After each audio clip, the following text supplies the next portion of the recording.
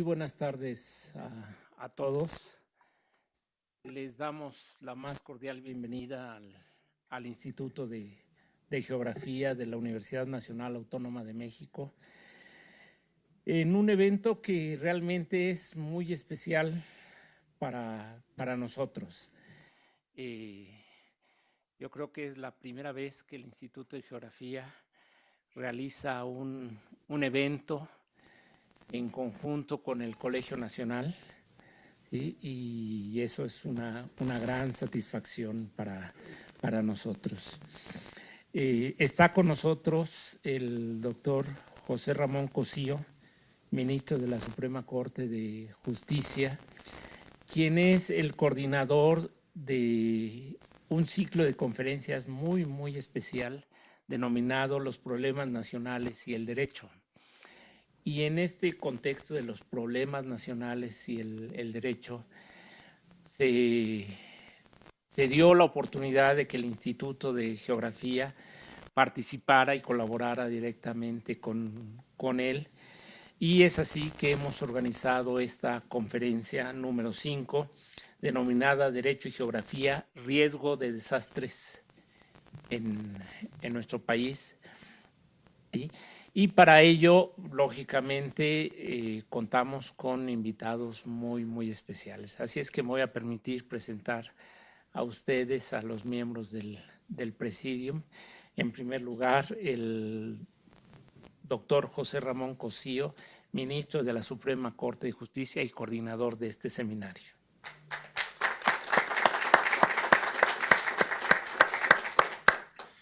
El doctor Manuel Suárez Lastra, director del Instituto de Geografía, ¿sí? Y quien fungirá como moderador de esta sesión.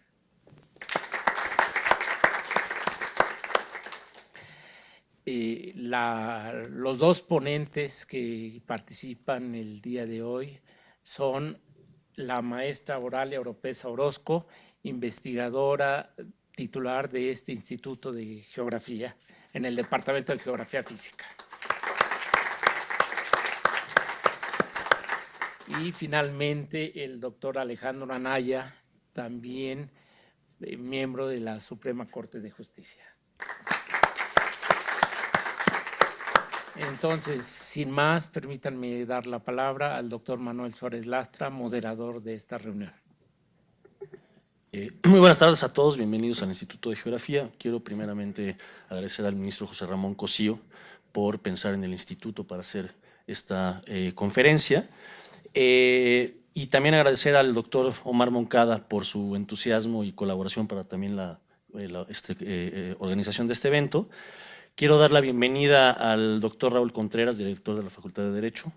Creo que hoy es la primera vez que tenemos más de un abogado en el instituto, lo cual es muy importante porque de hecho hay una relación entre la geografía y el derecho y es evidente. Yo creo que es una de las cosas que queremos dejar claro en esta conferencia del día de hoy.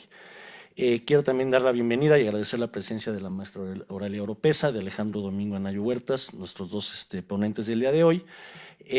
Por supuesto, a académicos presentes, a estudiantes que nos acompañan y a toda la gente que también nos acompaña por streaming y por redes sociales.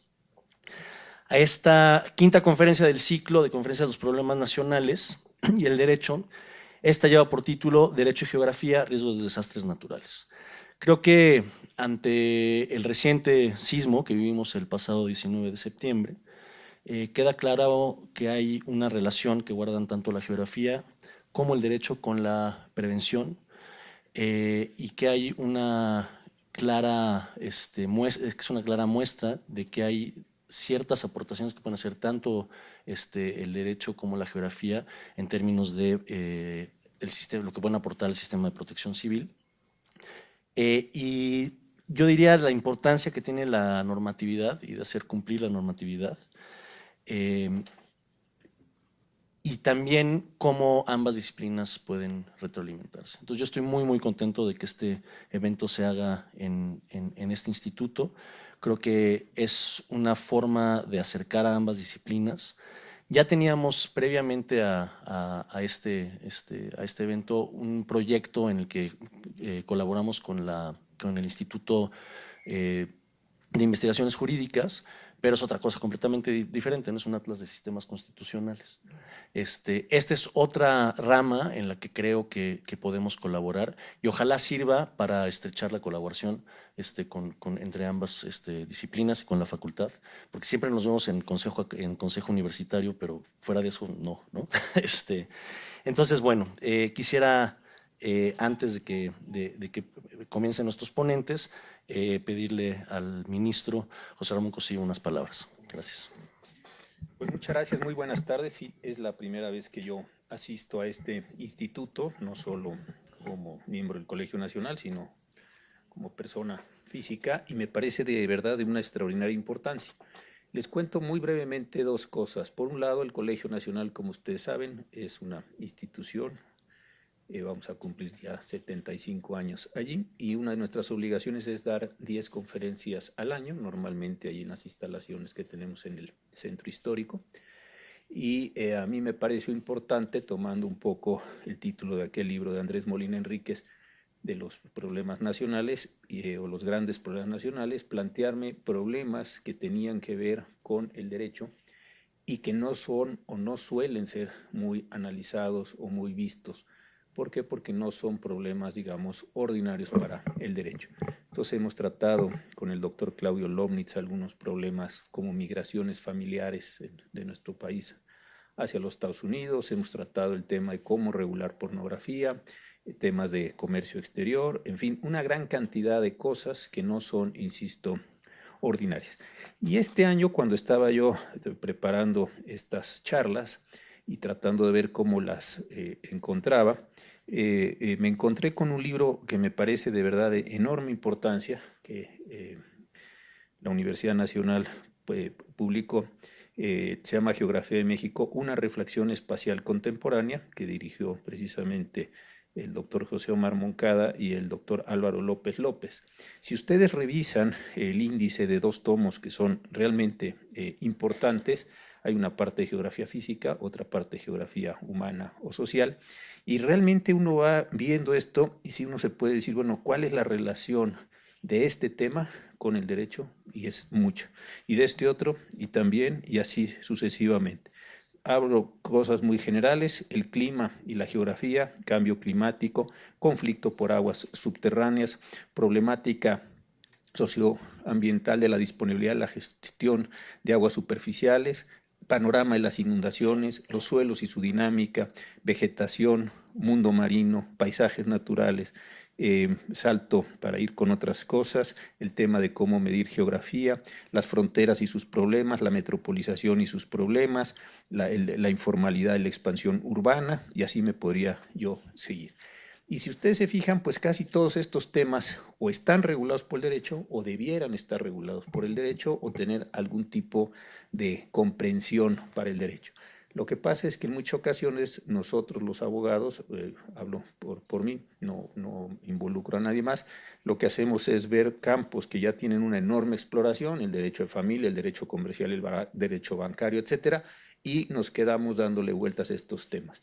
Y está bien, es parte del ejercicio profesional y es parte de lo que servimos socialmente. Pero hay una enorme cantidad de asuntos que de verdad empiezan a moverse, empiezan a tener necesidad y para algunos de los cuales no tenemos respuestas jurídicas claras. Han empezado a llegar, por ejemplo, a la Suprema Corte algunos asuntos de qué pasa con personas que se asientan en un lecho de río, cuando viene una crecida, se lleva a sus casas, las despedaza, etcétera. Se viola una norma, ¿cómo se sabe que esa persona podía estar en qué distancia del lecho del río? Hemos tenido algunas sanciones penales por personas que pescaron especies vedadas, y la especie vedada pues también tiene un ciclo que se va determinando periódicamente, etcétera. Entonces son una gran cantidad de problemas que de verdad empiezan a aparecer y si no han aparecido seguramente vendrán y sobre esos debiéramos estar trabajando. Entonces esta fue la idea, viendo el libro del índice, pues yo me tomé la libertad de hablarle al doctor Moncada. Lo invité a desayunar ahí a la Suprema Corte de Justicia. A mí me sorprendió muchísimo su entusiasmo, su disponibilidad, y pensamos que se podría hacer algo de este tipo. Y creo que para acabar de redondear es muy importante que esté con nosotros el director de la Facultad de Derecho. Creo de verdad que entre la Facultad de Derecho y este instituto podrían desarrollarse algunos programas, e insisto, bastaría ver este índice o ver los libros que se estaban vendiendo allá afuera para darse cuenta de la enorme cantidad de cosas que se podrían relacionar con derecho y con geografía, y también pues generar una condición de utilidad hacia las sociedades. Y de ese sentido, pues yo me comprometí a invitar a Alejandro Anaya, ahora voy a decir por qué. El Instituto de Ingeniería de Geografía invitó a la maestra Oralia Oropesa para que estuvieran aquí. Y la razón de invitar a Alejandro también es muy interesante. Yo dirijo una colección para la editorial Tirán lo Blanc, esta editorial española que tiene mucho éxito aquí, que se llama Derecho y es I, 3 puntos suspensivos, y qué, y lo que se nos ha ido ocurriendo. Ahí hay ciencia forense de la facultad de aquí enfrente, hay otros problemas de derecho y literatura, derecho y patrimonio cultural, etcétera.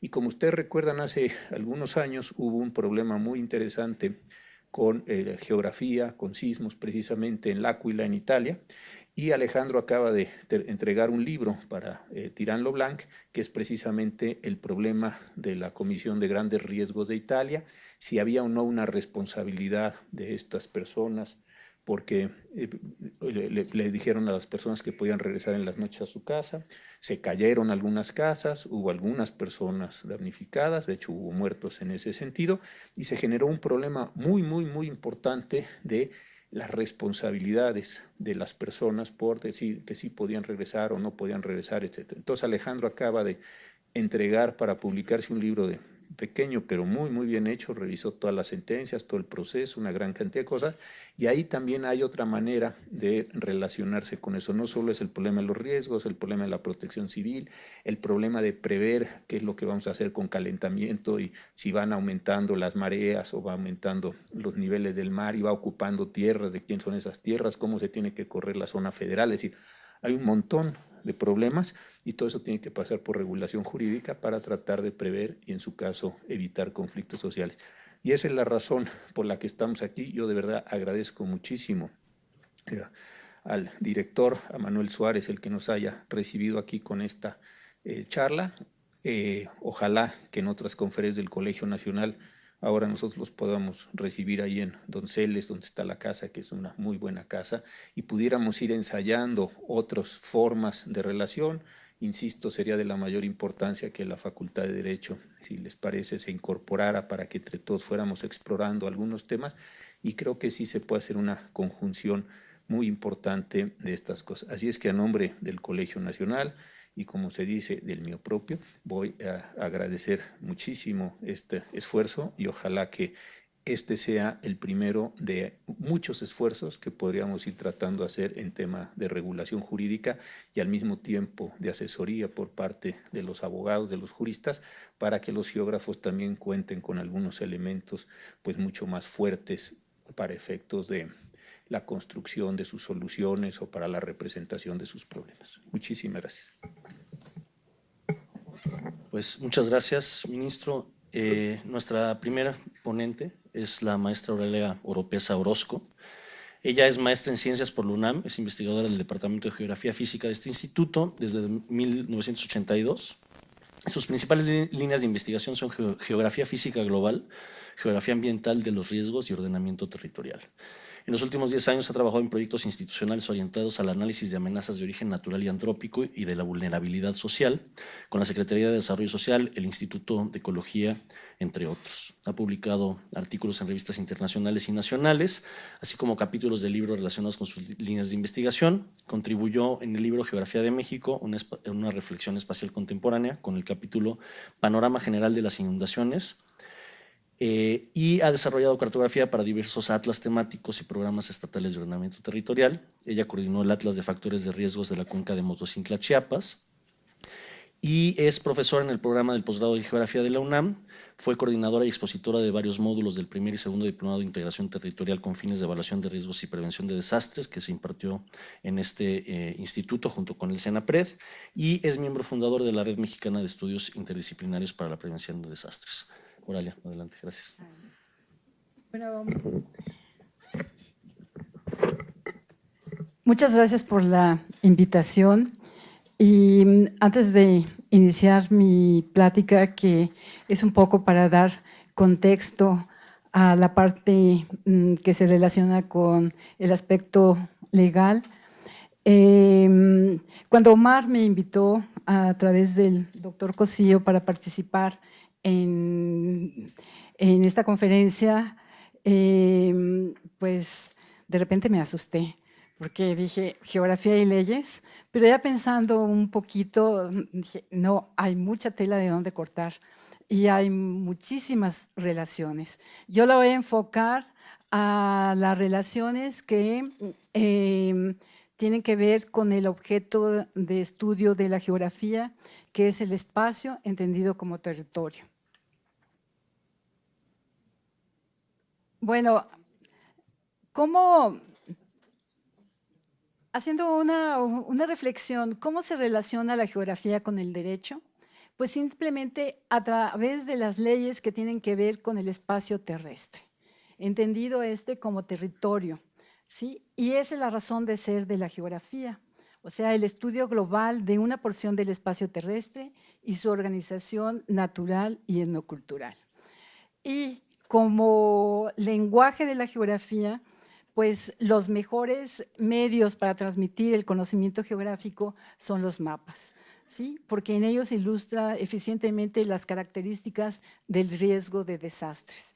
Y, por cierto, estos documentos tan valiosos como son los atlas de riesgo, debemos insistir en que se realicen con todas las reglas debidas que dentro de la cartografía y también con todo un proceso de investigación, porque muchas veces estos atlas están desacreditados porque cuando vemos un poco atrás quién los hizo, pues no tenían conocimiento del espacio geográfico y de muchas otras relaciones. Bueno, la geografía en sí representa un aspecto intrínseco de los riesgos y cualquier desastre se distingue por su localización geográfica y también el medio en que se desarrolla.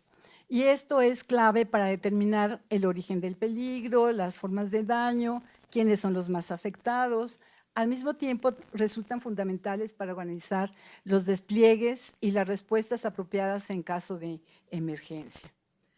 Bueno, a través de diferentes estudios que se han hecho en América Latina de algunos pioneros del riesgo de desastre, surgen una serie de premisas que nos llevan a concluir que los desastres no son naturales. Entonces, dentro de estas premisas están algunas que les voy a mencionar, por ejemplo, que las amenazas no existen como objetividades analizables y medidas sin referencia a la sociedad. La amenaza solamente asume tal característica cuando se establece en relación con un conjunto humano vulnerable. En consecuencia, las amenazas consideradas dentro del marco de análisis del riesgo no pueden estudiarse sin referencia a la sociedad. Son realidades construidas socialmente a pesar de su claro y definitorio origen físico. Y otra característica, otra premisa también es que el nivel adecuado para el estudio de las amenazas, las vulnerabilidades, los riesgos, es el nivel local, ¿sí? Particularmente si queremos llevar a cabo medidas que sirvan para resolver estos problemas enfrentados, pero tampoco debemos olvidar que lo local también forma parte de una dinámica determinada por los niveles más globales o regionales. En este caso, por ejemplo, el calentamiento global, ¿sí? Que está relacionado con el cambio climático. Otra de las premisas es que la participación de las poblaciones afectadas o en riesgo es indispensable en la búsqueda e implementación de soluciones. El riesgo es el concepto fundamental en el análisis del problema y no el desastre como tal, aunque los desastres nos dejan muchas lecciones y de ellas hemos aprendido para mejorar las leyes, las que tienen que ver con protección civil, por ejemplo. Tampoco debemos olvidar que el riesgo es dinámico es un proceso cambiante en el tiempo y en el espacio, y el desastre es el producto de ese riesgo, lo cual no se descarta que encierra nuevos procesos de construcción del riesgo. O sea, acabamos de tener un desastre por el sismo de 19S, y si no tomamos las medidas adecuadas, vamos a construir nuevos riesgos. ¿Dónde se van a hacer las reconstrucciones, las reubicaciones o todo lo que se tenga que hacer para volver nuevamente a la normalidad? Bueno, la reducción de la incidencia de desastres requiere obviamente de un conocimiento profundo de las formas en que se construye el riesgo y por parte de todos los actores institucionales y la sociedad en general. Y este conocimiento definitivamente es social y solo puede ser construido con el concurso integrado de las ciencias sociales, las básicas y las aplicadas. Bueno, reiterando otra vez, el riesgo de desastres es una construcción social y los desastres no son naturales. ¿Por qué muchas veces decimos que nos conviene decir que los desastres son naturales para echarle la culpa al sismo o al huracán y no asumir las responsabilidades que todos tenemos por el uso, por vivir en un uso que no corresponde o que está en riesgo? Bueno, antes de empezar a dar ese panorama brevemente, les diré que todos estos conceptos del riesgo de desastre también van cambiando en el tiempo. Y estos son unos de los más recientes, se publicaron en diciembre del año pasado. Y en este sentido, el desastre se define como una disrupción grave del funcionamiento de una comunidad o sociedad en cualquier escala, debido a fenómenos peligrosos que interaccionan con condiciones de exposición, vulnerabilidad y capacidad, ocasionando pérdidas e impactos humanos, materiales, económicos y ambientales. Hay muchos tipos de desastres, ¿sí? Bueno, perdón. Entonces, tenemos desastres a pequeña escala, tenemos desastres a gran escala, desastres frecuentes y poco frecuentes, desastres de evolución lenta, desastres de aparición súbita. Y en todos estos desastres, las metodologías de análisis son diferentes por las propias características del riesgo y del desastre.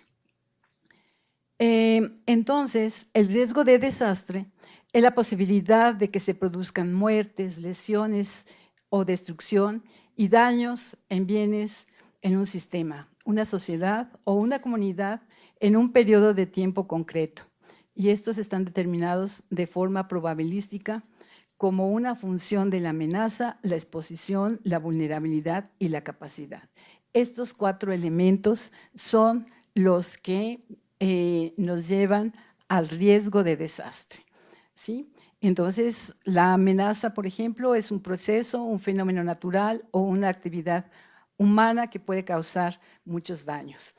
En este sentido, las amenazas muchas veces se clasifican de origen natural, de origen socionatural, cuando son inducidas o desencadenadas por las actividades humanas, y las amenazas de origen antrópico o tecnológico.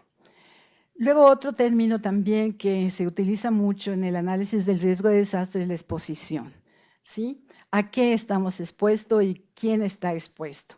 En este sentido, pues son las personas, las infraestructuras, la vivienda, la capacidad de producción y otros activos humanos. Luego también un concepto muy importante es la vulnerabilidad. ¿Por qué digo que es muy importante? Porque nosotros no vamos a impedir que se manifieste un sismo o un huracán, pero sí podemos actuar en la parte de la vulnerabilidad, disminuyendo la vulnerabilidad de la sociedad. Y por último tenemos otro elemento que es la capacidad, ¿sí? Es esa combinación de las fortalezas, de los atributos y los recursos con que contamos en una organización, una comunidad, una sociedad y que pueden utilizarse en caso de emergencias. Bueno, después de estas definiciones vamos a entrar al contexto geográfico de ocurrencia de desastres por fenómenos de origen natural en México. Y para esto quiero decir, también coincidiendo con el doctor Cosío, la importancia de la geografía. La geografía no es solo aprenderse las capitales y los nombres de los ríos, como mucha gente sigue pensando. Y es triste porque en la Secretaría de Educación quieren eliminar a muchas materias de geografía. Y en este sentido, quiero decir que es una disciplina fascinante, que tiene muchas relaciones con otras disciplinas y en las cuales podemos trabajar y aportar un gran conocimiento. Bueno, por la situación geográfica de nuestro país, estamos en un continente donde dos grandes masas están unidas por un istmo. México hace parte de ese istmo. Un istmo es una zona que se estrecha y en este sentido México hace parte de ese istmo junto con Centroamérica. Bueno, pues por esa característica, nosotros tenemos la influencia de masas del Pacífico, masas de aire húmedas que vienen del Pacífico y otras del Golfo y nos dan por todos lados. Entonces, esa es una de las características geográficas, entre otras muchas. Otra característica que está también de nuestro país es que estamos, como se ve en el mapa de sismos, en el círculo rojo, ahí es donde está México. Es un mapa que muestra sismos desde 1800 y entonces les dieron un colorcito para que se viera como si estuvieran iluminados. Y entonces ahí se dibujan perfectamente las placas tectónicas. Entonces, México es un país sísmico y que está afectado por la dinámica de esas placas tectónicas. Por otra parte, en el relieve mexicano tenemos más del 60% de montañas y muchas de las montañas favorecen el desarrollo de fenómenos peligrosos como es la inestabilidad de laderas, los movimientos de masa, deslizamientos, caída de rocas, flujos, entre otros tantos. Entonces, como ustedes pueden ver, la situación de nuestro país es delicada en ese sentido porque estamos afectados por muchos fenómenos. Bueno, dentro de los fenómenos de origen geológico y geomorfológico, los que más se encuentran o los que más nos afectan son los sismos, los volcanes, los maremotos o tsunamis, los movimientos de masa, el fallamiento activo, la subsidencia, los agrietamientos, colapsos y el retroceso de la costa, de nuestras costas o la erosión.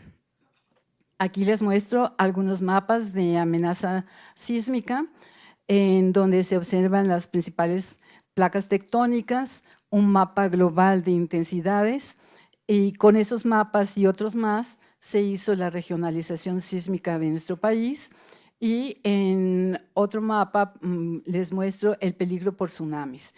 En México somos afectados por tsunamis que vienen de otras de tierras lejanas o de mares lejanos, pero también podemos ser afectados por tsunamis que vienen, que son cercanos a las costas de México. Por ejemplo, que están asociados a la placa del Pacífico y principalmente. Bueno, aquí les muestro algunos ejemplos de la cartografía que nosotros realizamos en el instituto. Recientemente también hubo un sismo que afectó el estado de Chiapas y de Oaxaca. Y este es un mapa muy sencillo donde podemos ver la gran cantidad de sismos que se han registrado en un cierto periodo y algunos de ellos son profundos, otros son superficiales y también se muestra cuál es la magnitud y las placas o la influencia de las placas y fallas que favorecen la sismicidad. Había comentado que para resolver los problemas de los desastres en México, debemos analizar el aspecto local, ¿sí? Entonces, este es un ejemplo de un mapa de microzonificación sísmica para la ciudad de Motocintla, en el estado de Chiapas.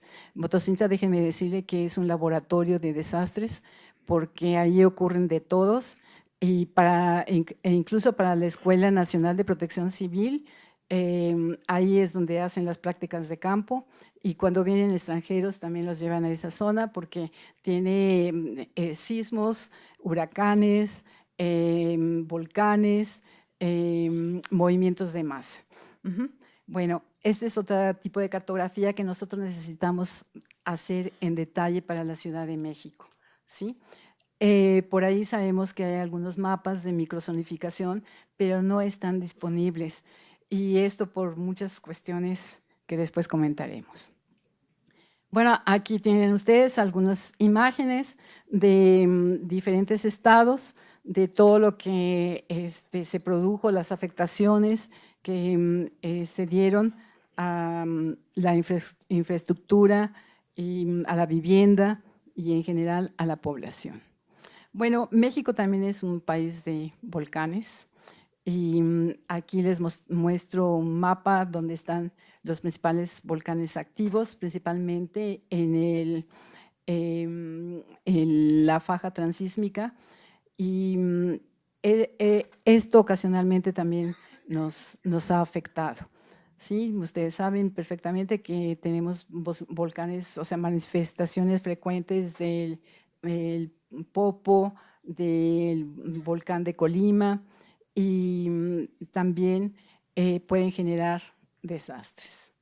Los movimientos de masa, ¿sí? Estos son ejemplos del 2008 en Chiapas, cómo afecta la vialidad de las carreteras, deja incomunicadas a la población, y en muchas ocasiones son carreteras que conectan pueblos indígenas, y ellos quedan pues aislados, a veces por días o semanas, por la destrucción que se hace de estos caminos debido a los movimientos de masa.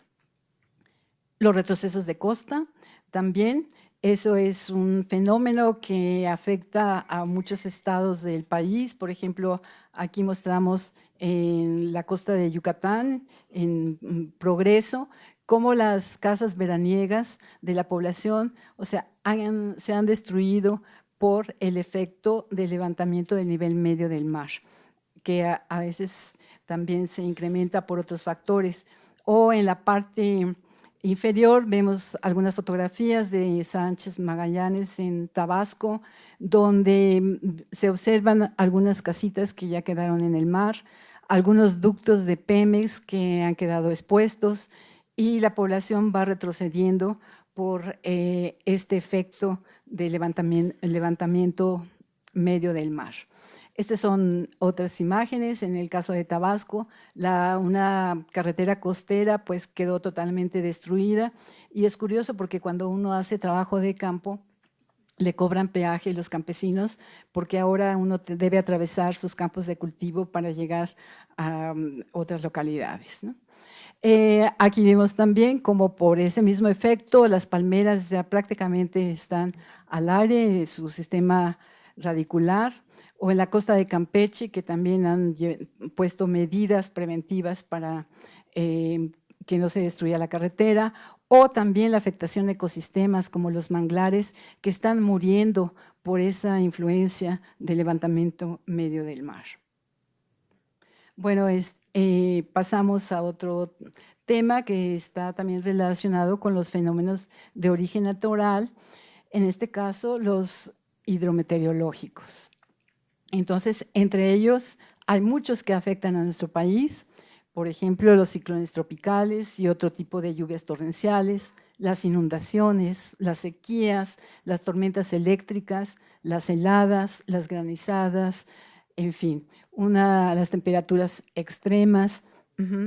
Y a veces no nos damos cuenta de cómo, por ejemplo, en qué nos puede afectar una tormenta eléctrica, pero las estadísticas muestran que hay muchos muertos cada año por estos eventos, ¿no? Y nos afectan de otras maneras también y desde el punto de vista económico. Bueno, muchos de los desastres tienen que ver con el uso del suelo, ¿sí? Del territorio, dónde nos asentamos y por qué nos asentamos ahí. Entonces, en este ejemplo, vemos la misma ciudad de Motocintla, donde las dos fotografías superiores nos están mostrando abanicos aluviales. Y esos abanicos aluviales funcionan durante la época de lluvias como verdaderos torrentes que arrastran con todo. Y en esos terrenos, ahí se han hecho las reubicaciones, ¿sí? Reubicaciones de desastres, por ejemplo, que ocurrieron en 2005, si no me recuerdo, muestran esa situación. Luego, en otra imagen donde se ven, la gente ocupa los cauces de los ríos, ¿sí? Por ley esto no se puede hacer, pero, y vemos, por ejemplo, cómo han sido impactados. En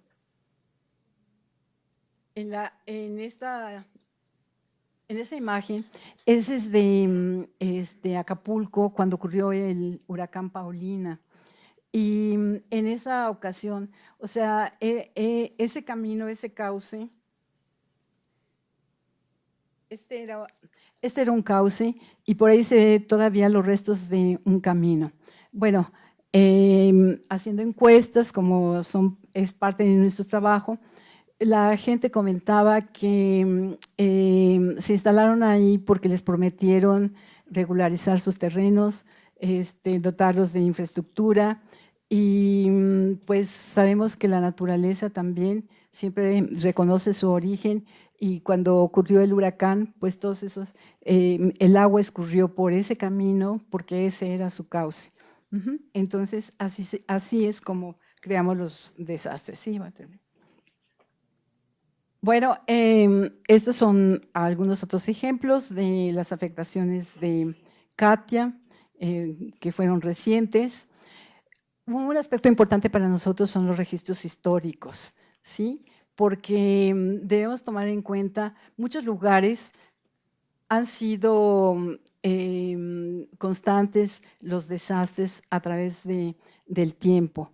Entonces, ¿por qué seguimos habitando esos lugares si sabemos que van a ocurrir sismos, si sabemos que van a ocurrir inundaciones? Y la diversidad de enfoques que nosotros podemos darles a todo nuestro trabajo es inmensa. Aquí les muestro, por ejemplo, una relación de las inundaciones con el patrimonio cultural, en este caso patrimonio arqueológico. Resulta que el Tajín es afectado por inundaciones. Inundaciones que se manifestaban desde la época prehispánica. De hecho, esta construcción era una represa, funcionaba como una represa que captaba las aguas que venían de la microcuenca donde está el Tajín. Y se cree por estudios que se han hecho también que el Tajín fue sepultado varias veces por grandes movimientos de masa. Bueno, también trabajamos la cuestión de las inundaciones, ¿sí? Realizamos mapas de inundaciones. Este es un mapa que se elaboró en el año 2000 y ahí podemos observar cómo el istmo de Tehuantepec ya estaba marcado, señalado, que era susceptible a inundaciones. Estas son imágenes también de la gente del istmo de Tehuantepec que ha sido afectadas por las inundaciones. Bueno, dentro del marco legal, al menos nos dimos a la tarea de buscar qué leyes son las que se relacionan con la geografía, y estas son unas pocas. Entonces, empezando desde la Constitución Política de los Estados Unidos Mexicanos, la Ley General de Protección Civil y numerosas leyes y reglamentos. Y esto es muy importante porque cualquier estudio de riesgos que se realice, y sobre todo la cartografía, pues tiene que ver con un marco legal. Aquí les muestro un ejemplo de las leyes en que se fundamentan este tipo de trabajos. Y para finalizar, pongo una serie de preguntas que surgieron de mis alumnos y de algunos colegas, ¿sí? ¿Realmente aprendemos algo de los desastres en México? ¿Cuántos desastres tienen que pasar para generar una cultura de reducción del riesgo de desastre? ¿Cuáles son nuestros derechos y responsabilidades frente al riesgo de desastres? ¿Por qué no se aplican las leyes o se aplican mal? ¿Existen vacíos en la ley? ¿Desde cuándo la ley se volvió nuestra enemiga? ¿Quién otorga los permisos para construir en zonas de riesgo? ¿Por qué después de Niño Ahogado tapar el pozo? Nueva ley de reconstrucción de la Ciudad de México. ¿Cómo recuperamos la confianza en nuestras autoridades? ¿Quién vigila la aplicación del reglamento de construcción? ¿Quién protege a los que perdieron todo en el sismo del 19S? Y pongo una frase, un pensamiento que utilizó una de mis alumnas en su tesis, que realmente me parece triste, pero podemos cambiar esta visión. Los mexicanos violamos la ley porque es parte de nuestro ser nacional. Así ha sido en el pasado y así será en el porvenir. Y pongo la cita de quien lo dijo. Y esto pues realmente me parece triste. Bueno, con esto concluyo y espero dar pie al doctor Anaya.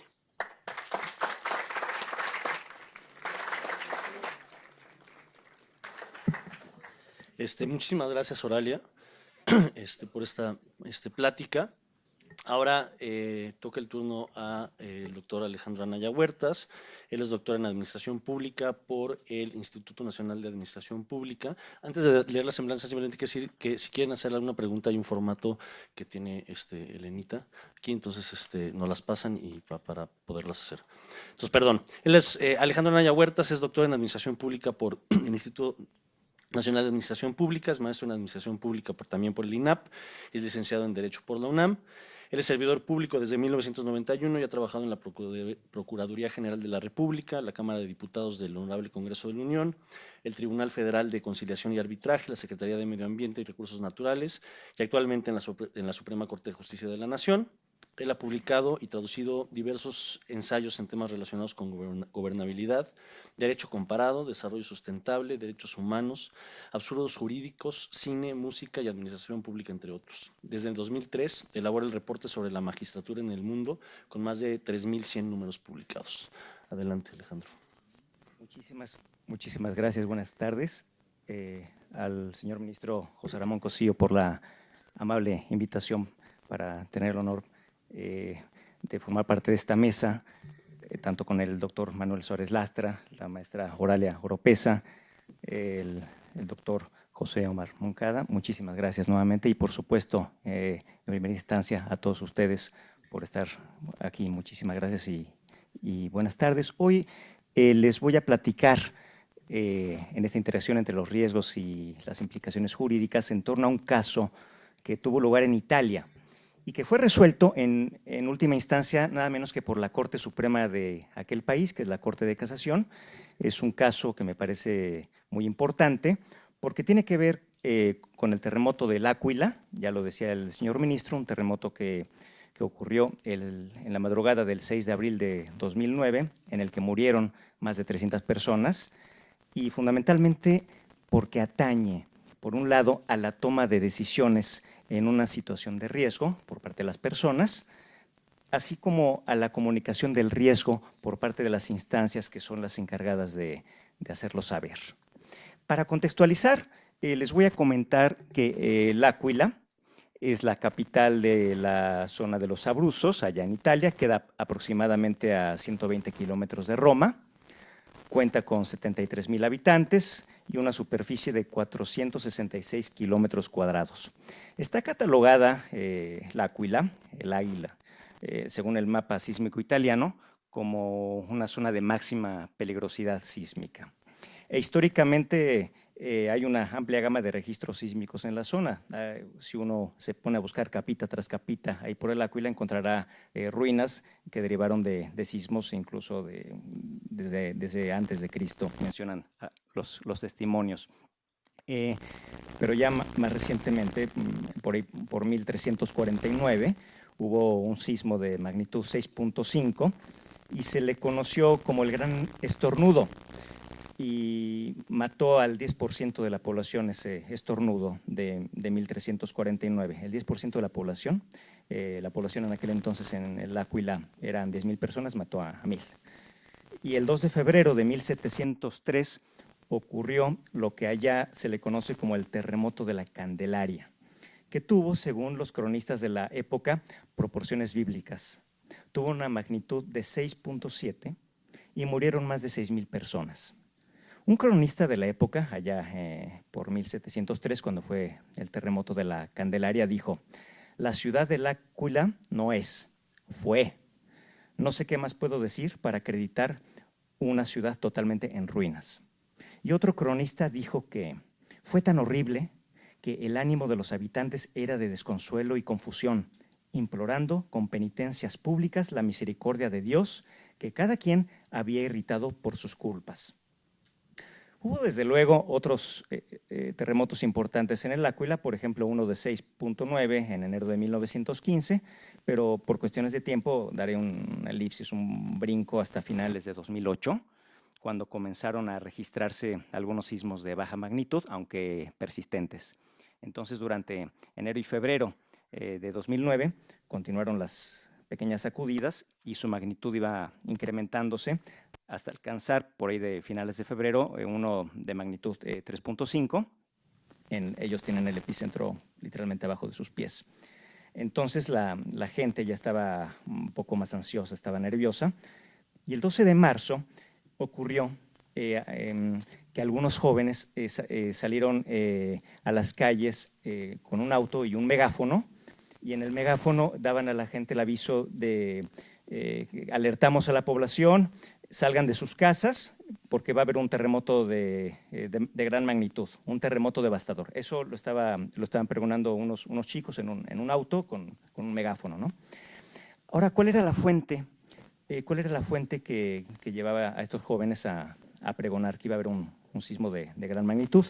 Era una página web de un investigador llamado Giampaolo Giuliani, que trabajaba en el Laboratorio Nacional de Física.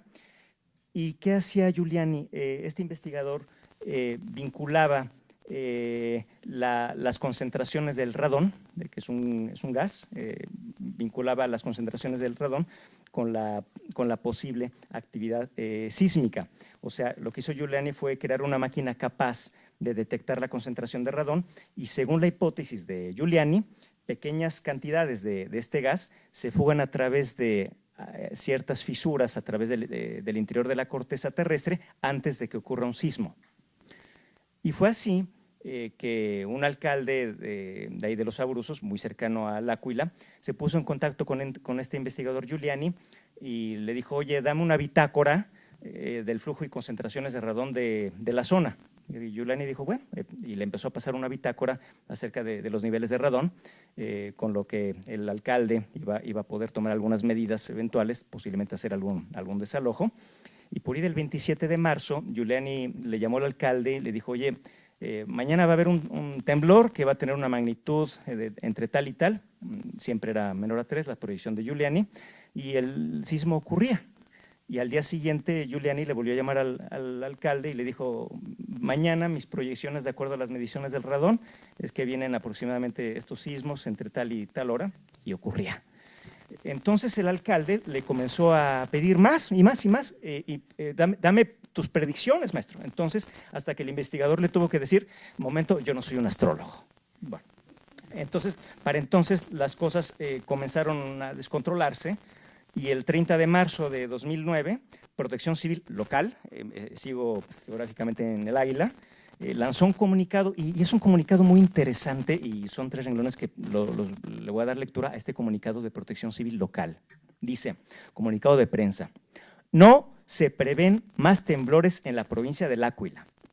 Todas las informaciones difundidas con otro contenido deben entenderse falsas y desprovistas de todo fundamento. Fin del comunicado.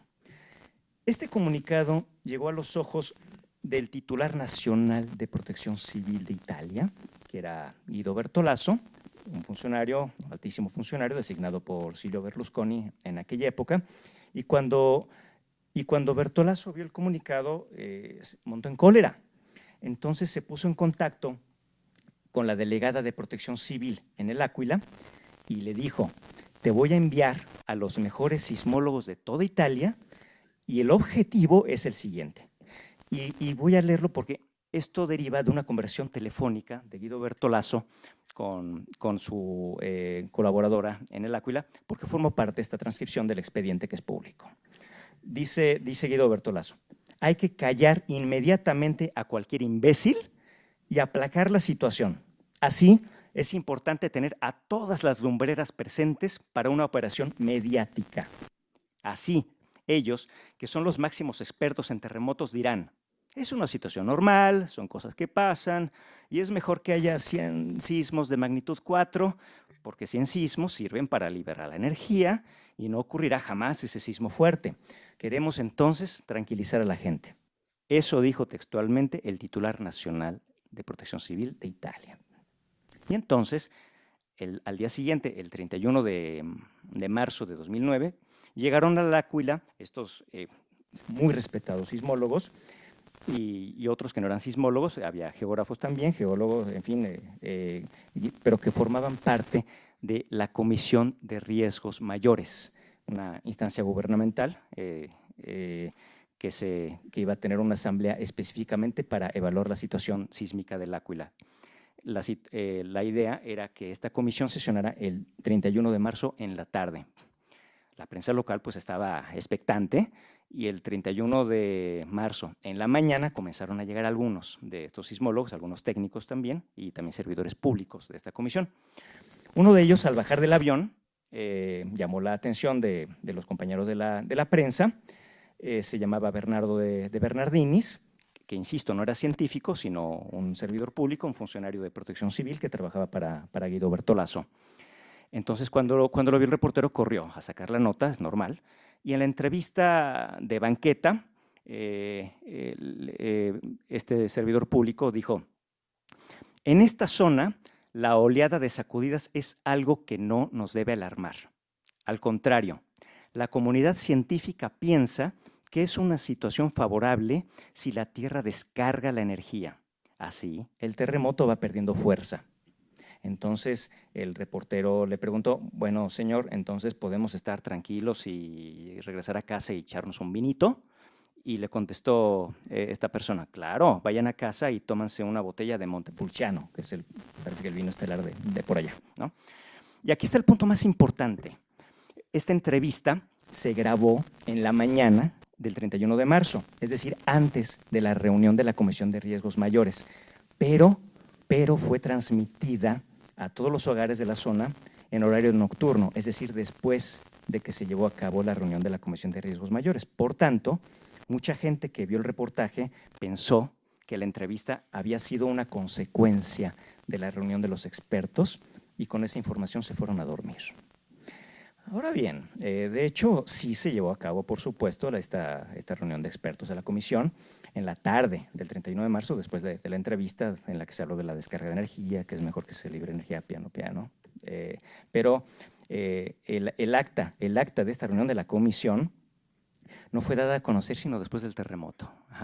Entonces no hubo manera de que la gente tuviera conocimiento de lo que realmente había pasado en la reunión de la Comisión de Riesgos Mayores.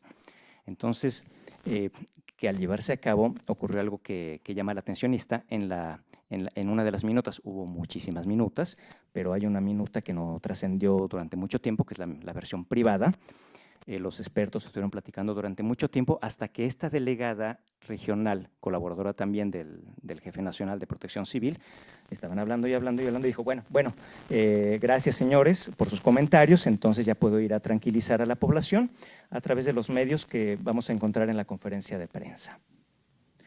Entonces se terminó abruptamente la reunión con la palabra mágica, bueno, aquí terminan las cosas, y hubo desde luego una conferencia de prensa que se transmitió en los noticieros de la noche. Pero esa transmisión en la noche solamente constó de unas imágenes en video sin audio, con excepción de unas palabritas de Bernardines, del que ya les hablé, donde decía, no esperamos un aumento en la magnitud.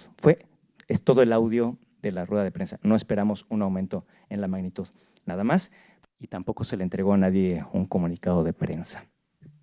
De ese modo, los habitantes del Áquila supieron, más que nada, por diversas notas y reportajes, que el enjambre sísmico que desde hace varios meses afectaba a la región era un fenómeno geológico normal y que en el estado actual de cosas la situación era favorable porque se trataba de una descarga continua y no peligrosa de energía. Luego de esto, todo esto fue difundido en distintos medios locales. Muchas personas y muchas familias decidieron suspender la precaución de dormir fuera del centro histórico. Había ya mucha gente que desde que habían comenzado los enjambres sísmicos habían dejado sus casas, dormían en sus carros, dormían en el centro o en casitas móviles, en carpas, en albergues, donde hubiera posibilidad. Pero estamos cronológicamente, eso es importante, el 31 de marzo, y los reportajes estuvieron pasando el 31, el 1, el 2, el 3, el 4, y llegamos a la noche del 5 con transición al 6.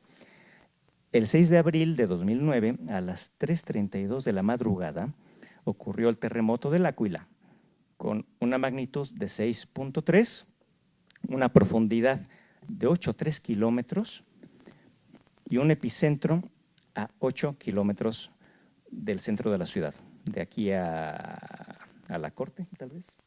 No, ¿verdad? Mucho menos. Ok. Ok. Y tuvo una duración de 25 segundos. 25 segundos. Insisto, 6.3, la magnitud, profundidad 8.3, 25 segundos a 8 kilómetros del centro de la ciudad. 308 personas perdieron la vida, 20 niños, de 11 nacionalidades distintas. La mayor parte de los edificios que se derrumbaron fueron construidos entre 1950 y 1965 y el resto de los que colapsaron habían sido construidos desde finales del siglo XIX. El impacto económico del terremoto del Áquila, incluyendo el presupuesto estimado para su reconstrucción para el periodo 2009-2029, asciende a 13.700 millones de euros. Pasó el tiempo, una desgracia. Pasó el tiempo y un año después el Ministerio Público presentó cargos en contra de los expertos, de los sismólogos, de los geógrafos, de los geólogos que se reunieron el 31 de marzo de 2009. Fueron acusados por el Ministerio Público. El Ministerio Público, cuando le preguntaron por qué, dijo, no estoy loco. Sé que ellos no pueden predecir sismos, pero como funcionarios del Estado, ellos tenían ciertos deberes impuestos por la ley. Ellos estaban obligados a evaluar el grado de riesgo y no lo hicieron. La acusación del Ministerio Público sostuvo que si bien la Comisión de Riesgos Mayores no estaba obligada a predecir el terremoto, sí debía, en cambio, efectuar una evaluación correcta de los indicadores de riesgo e informar a la población sobre un evento que venía ocurriendo desde meses antes. Un elemento primordial de la acusación fue esa entrevista de banqueta a Bernardo de Bernardines, a la que ya me referí, en la que hablaba de descarga de energía. Eso fue, insisto, el 31 de marzo de 2009. Pero demos un brinquito al 31, a mayo de 2011, cuando la Fiscalía del Áquila envió a juicio a miembros de la Comisión de Riesgos Mayores, acusándolos de homicidio culposo múltiple y lesiones. Esta acusación tuvo distintos ejes. En primer lugar, las fallas de la comunicación institucional ante una situación de riesgo sísmico. Aquí, la cuestión central era saber si los mensajes difundidos por los expertos condicionaron los comportamientos de las personas hasta el punto de haberles causado lesiones o incluso la muerte. Al respecto, hay que tomar en cuenta que nadie acusó a los miembros de la comisión de haber proclamado un estado de alarma o de haber alarmado a la población, y creo que fueron prudentes porque el Código Penal italiano, el artículo 658 del Código Penal italiano dice que cualquiera que anuncie desastres, accidentes o peligros inexistentes y con cuya información alarme a la autoridad, a entidades o a personas que ejerzan una función pública, será penalizado con prisión de hasta 6 meses o multa de entre 10 y 516 euros. Entonces, estos científicos, que también eran servidores públicos, fueron acusados de haber violado obligaciones precisas de previsión y prevención del riesgo sísmico. Entonces, ese fue el primer punto medular de la acusación. Y el otro aspecto medular fue, y que a la postre motivó la sentencia del juez de primera instancia, la prueba de la evidencia de la existencia de un nexo causal entre la conducta de los acusados, es decir, estos científicos, y las lesiones y la muerte de las víctimas. Esto es, implica verificar que la información proporcionada por los participantes en la reunión de Comisión de Riesgos Mayores, reunidos en el Áquila el 31 de marzo de 2009, condujo a las víctimas a cambiar sus hábitos de seguridad anteriores, sus hábitos de protección que tenían, y decidieron permanecer en sus casas entre la noche del 5 y el 6 de abril de 2009. Así, el planteamiento central en torno al nexo causal fue que lo ocurrido en el Áquila el 6 de abril de 2009 fue resultado de 3 factores. 1, desde luego, la violencia del terremoto. 2, la vulnerabilidad de los 12 edificios en los que perecieron las 308 víctimas. Y 3, la conducta de los acusados. Y para acreditar el nexo causal, el juez de primera instancia recurrió, por un lado, a los testimonios brindados por familiares y amigos de las personas fallecidas.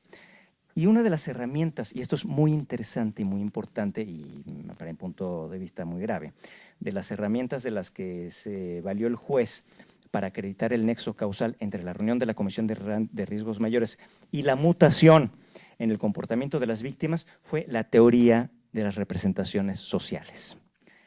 Fue un elemento fundamental de la acusación, la teoría de las representaciones sociales. Así, en su sentencia, que tiene aproximadamente 900 páginas, el juez Marco Billi dijo lo siguiente: investigaciones científicas han reconocido cómo, en las sociedades occidentales, la comunicación institucional proveniente de la comunidad científica es aquella que la gente reconoce como la más alta expresión de autoridad y, por tanto, tiene un potencial máximo de persuasión, capaz de condicionar el actuar colectivo.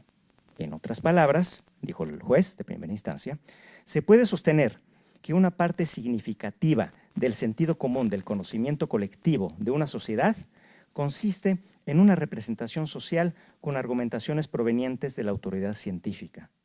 El conocimiento científico, por tanto, funciona como arquetipo de la representación colectiva, y así la reunión de la comisión coincide plenamente con las características del modelo de las representaciones sociales. Y en el presente caso puede afirmarse que las víctimas permanecieron en sus casas a consecuencia del mensaje emitido por dicha comisión y por ello perdieron la vida. Así está en la sentencia del juez de primera instancia. Y por estos hechos imputados, los participantes en la reunión de la Comisión de Riesgos Mayores del 31 de marzo de 2009 fueron declarados culpables de lesiones y homicidio culposo, acreditándose el nexo causal en el deceso de 29 personas, y fueron condenados estos científicos a 6 años de prisión, a resarcir sumas muy considerables por pérdidas económicas y a quedar inhabilitados de manera perpetua para ocupar cargos públicos. Aquí solamente quiero abrir un paréntesis, estoy en el 70% de mi exposición, pero quiero abrir un paréntesis para comentarles que en su momento el proceso y la sentencia a estos científicos, a estos sismólogos, fueron recibidos y difundidos por varios medios de comunicación con un matiz sensacionalista. y ustedes podían ver los periódicos y decían que se trataba de un juicio a la ciencia o que los sismólogos italianos habían sido sentenciados a prisión por no haber predicho un terremoto. Y hay muchos medios, muchos periódicos, BBC, El Mundo, El País, decían sismólogos italianos a prisión por no predecir un terremoto. Y de alguna manera sí surgió la idea de hacer el librito al que hacía referencia el señor ministro. Ya después, el Tribunal de Apelación del Áquila admitió un recurso con el propósito de resolver si los participantes en la reunión de la comisión del 31 de marzo de 2009 verdaderamente tranquilizaron a la población y si, en su caso, podría existir una conexión entre las declaraciones hechas por los científicos y la decisión de las víctimas de permanecer esa noche en sus casas. Y a finales de 2014, el Tribunal de Apelaciones del Áquila resolvió que la sentencia impugnada debía reformarse casi integralmente con relación a 6 de los 7 sentenciados y pronunciarse sentencia absolutoria porque no había delito que perseguir, porque no había delito alguno y fueron absueltos al menos 6 de los 7. El único que no fue absuelto en la apelación fue el que dio la entrevista de banqueta, la de que nos invitaba a irnos a tomar una copita de Montepulciano y en paz. La base de la absolución se basó en lo siguiente. Uno, es interesante entrar en formalidades porque el juez de primera instancia había dicho fue una reunión de la Comisión de Riesgos Mayores, mientras que en la apelación el tribunal dijo no fue formalmente una reunión de la Comisión de Riesgos Mayores. No hubo formalidades, no hubo una convocatoria formal, no era propiamente una reunión de la Comisión de Riesgos Mayores, por tanto, este es un primer motivo para absolver. En segundo motivo para absolver. El objeto de la reunión del 31 de marzo de 2009 era, llanamente, hacer un examen cuidadoso de los aspectos científicos y de protección civil relativos a la secuencia sísmica de los 4 meses previos y no, como había dicho el juez de primera instancia, con la finalidad de proporcionar a la ciudadanía de los Abruzos toda la información a disposición de la comunidad científica relacionada con la actividad sísmica de las últimas semanas. Y 3, con especial relevancia, el Tribunal de Apelación resolvió que los acusados no procuraron en ningún momento tranquilizar a la población. Y se destaca que la entrevista a Bernardo de Bernardinis fue grabada antes de la reunión, pero fue transmitida después, como ya se los mencioné. Por tanto, esa entrevista no tuvo que ver nada con la reunión de la comisión. Habían dicho que era una cosa contextual de la reunión, pero después se determinó que había sido al margen de ella. Todos, como ya les dije, con excepción de Bernardo de Bernardinis, fueron absueltos, aunque en el caso de solo se le condenó al pago de costas procesales. Ya después, todos los inconformes interpusieron recurso ante la Corte de Casación de Italia y no se tardó tanto en sentenciar la Corte de Casación. Fue a finales de 2015 que hizo confirmar lo del Tribunal de Apelación, es decir, todos quedan absueltos, se desestiman todos los recursos, incluso de Bernardines había pedido una revisión de su sentencia a pagar las costas procesales, pero dijo no, rechazo también tu recurso, tienes que pagar las costas procesales y que de eso se encargue el ministerio en el que estabas trabajando. Ya casi para terminar, voy a comentar que para varios analistas, expertos que vivieron muy de cerca este caso de la Comisión de Riesgos Mayores, coinciden en afirmar que se trata de una historia, bueno, desde luego, en primer término, la gran tragedia en la que murieron tantas personas.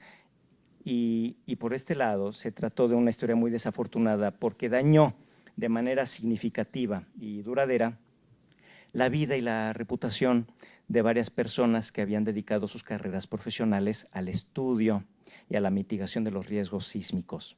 Definitivamente hay consenso en que no fue en absoluto una buena idea convocar a esta reunión de expertos en el Áquila para hacer una operación mediática. Lo que ocurrió a la postre fue, más que operación, allá le llaman un cortocircuito mediático, fue lo que pasó.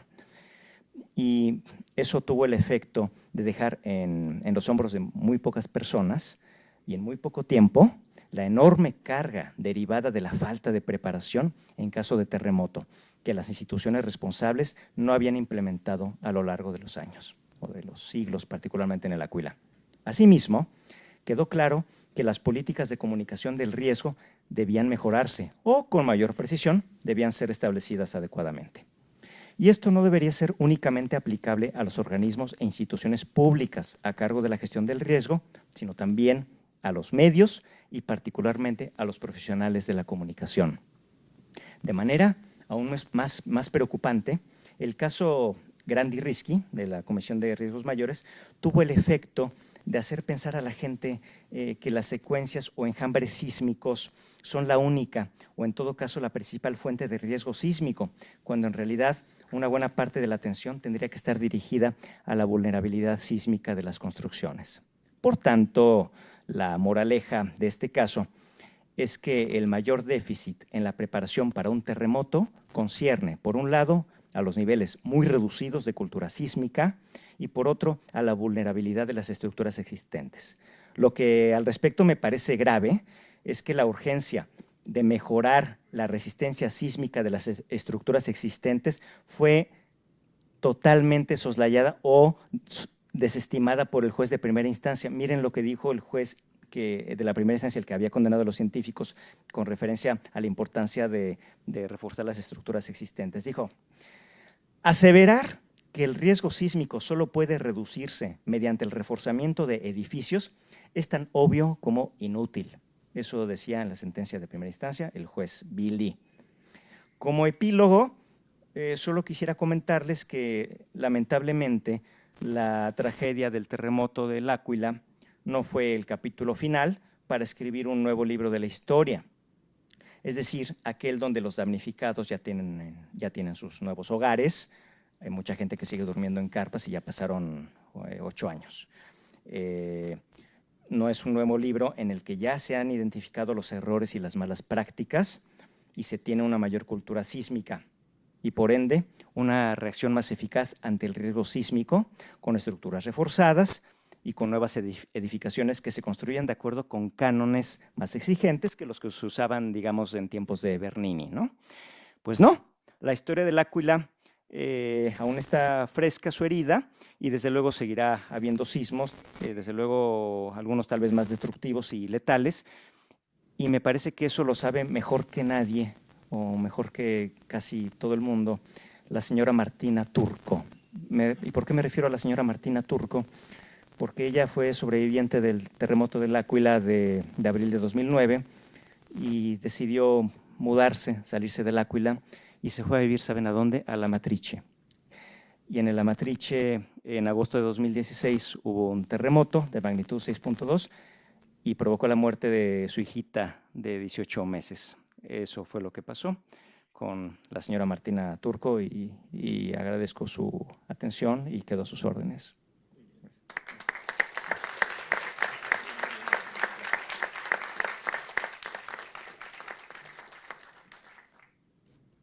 Muchísimas gracias, Alejandro.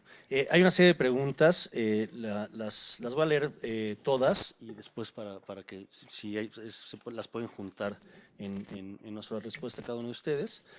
Bueno, la primera no es una pregunta, es una solicitud que incluye al director de la Facultad de Derecho, donde dice que urge que los planes de estudio de derecho se actualicen. En el caso del sismo de la Ciudad de México, las inmobiliarias tienen una responsabilidad mayor, pero ¿cuándo y dónde estaría el semillero de abogados preparados con temas urbanos y de planificación? Para Oralia, ¿cuál es el papel de los sistemas de información geográfica y estudio de imágenes satelitales mediante la percepción remota en la prevención, manejo y recuperación de los desastres naturales? Esta está abierta. ¿Cómo podemos fomentar una cultura de prevención de riesgos en la cual todos los ciudadanos podemos ser partícipes y responsables para que no se quede todo en la academia o en protección civil? La tercera es: ¿se tiene dato de la concentración del gas radón que fue eliminado de la corteza terrestre en fecha más próxima al 6 de abril de 2009, cuando se dio el sismo de 6.3? José Antonio Vázquez: si bien es cierto que la interacción mejor lograda entre el derecho y la geografía logra su mejor vinculación en la prevención, ¿por qué no lograr que el Servicio Militar Nacional se centre en el conocimiento y preparación de la población más que en el conocimiento castrense? John A. Toro pregunta: Si se tuvieran que presentar cargos por el impacto material y la pérdida de vidas y lesiones del sismo del 19 de septiembre en México, ¿quiénes o cuáles instituciones estarían dentro de los responsables causales? Y si se absolvieran los cargos, ¿quiénes o cuáles organismos podrían ser incluidos? Y finalmente, se trabaja desde la protección civil en las causas de la vulnerabilidad social que resulta en la invasión de derechos de lechos de ríos o el uso de recursos vedados. Yo tendría también una pregunta, de hecho para Alejandro, que sería, ¿cuál es el derecho que los ciudadanos tenemos a conocer los riesgos de las ciudades donde vivimos? Pregunto esto porque en la Ciudad de México, que es una ciudad que está expuesta a varias amenazas, durante la administración de Andrés Manuel López Obrador, se realizó un atlas de riesgos que nunca fue publicado. Y que no fue publicado porque dijeron, es que si lo publicamos la gente se va a espantar y si lo publicamos va a ser un caos inmobiliario, ¿no? y de uso de suelo. Y a mí particularmente me parece que pues a mí me gustaría saber dónde vivo y a qué riesgo estoy expuesto y poder tomar decisiones sobre eso. Entonces, desde el punto de vista del derecho, ¿cuál es el derecho que los ciudadanos deberíamos tener o tenemos para conocer los riesgos de los lugares en donde vivamos? Entonces, no sé quién quiera comenzar. Oralia. Bueno, la pregunta acerca de los sistemas de información geográfica, pues es una herramienta de gran utilidad en la que se apoya el geógrafo y bueno, no solo el geógrafo, sino otros muchos especialistas. Entonces, lo que se está tratando a nivel internacional con los sistemas de información geográfica es obtener información en tiempo real, ¿sí? Y para esto, pues, tenemos muchos ejemplos. En el caso del sismo de Japón, el mismo día que ocurrió, ya tenían una evaluación cartográfica hecha con imágenes de alta resolución que ellos disponen de estas imágenes y así podían dar esa información a la población. Entonces, es una herramienta de gran utilidad. Se pueden hacer muchos estudios utilizando estas herramientas, no solo de las características del fenómeno, sino también las condiciones de vulnerabilidad y de riesgo en la que está la población. Muchas gracias, Aurelia. Alejandro. Sí, me voy a referir primero a quien nos hacía el favor de preguntar en torno a la cultura de prevención de riesgos y recurro a una frasecita de Ralph Emerson. Emerson dice que aprendemos geología a la mañana siguiente de los terremotos. Todos nos volvemos un poquito geólogos al día siguiente de los terremotos, decía Emerson. ¿Cuáles son los elementos que conformarían una cultura sísmica?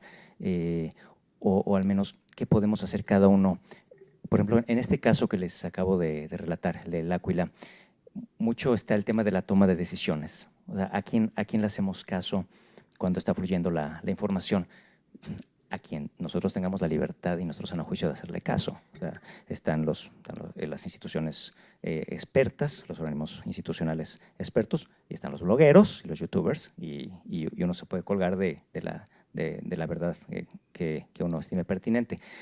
Pero esto nos lleva a desarrollar una mayor cultura sísmica, nos ponemos a aprender. El otro día una persona me dijo, me quiero cambiar de casa. Bueno, ¿a qué colonia? No me hables de colonias. Yo vivo en la zona 3B y quiero irme a la zona 1 o a la zona 2. Bueno, eso es cultura sísmica, de alguna manera, buscar una zona menos peligrosa. Creo que también la cultura sísmica, la calamidad, también nos enseña o aprendemos, al menos el mero día del desastre, otra vez a vernos a los ojos, no como cuando en la vida cotidiana nos subimos al elevador, estamos viendo en qué piso vamos y no hacemos contacto visual con nadie. En cambio, después del terremoto, el contacto visual, ¿qué opinas? ¿Cómo estás? ¿Qué te pasó? Estamos acá. Eso creo que también es parte de una cultura sísmica. Volvemos a ver a los ojos. Y yo creo que la cultura sísmica también es útil para deconstruir paradigmas filosóficos. Pasó con Voltaire. Tras el terremoto de Lisboa, les invito a que le echen un vistazo a todo lo que pasó en torno al terremoto de Lisboa de 1755.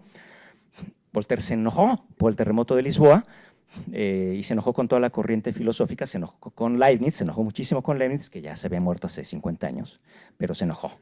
Y dijo, Leibniz, ¿cómo te atreviste, canalla, a decir que estábamos en el mejor de los mundos posibles? Putrefacto, le dijo tal cual. Entonces, tuvo que ser Rousseau, que sí estaba vivo, para decirle a Voltaire, no, el putrefacto eres tú. ¿No? Desde luego que nadie le dijo a la gente que se fuera a vivir a esa zona sísmica. Entonces se dieron un agarrón muy caballeroso, Voltaire y Rousseau. Rousseau le hizo una réplica muy interesante a Voltaire, y Voltaire le dijo, recibí tu réplica, estoy un poquito cansado, estoy un poco enfermo, pero ya te contestaré. Se tardó 3 años en contestar y contestó con el Cándido. Entonces hay que leer nuevamente el Cándido. Y creo que también eso es parte de la cultura sísmica.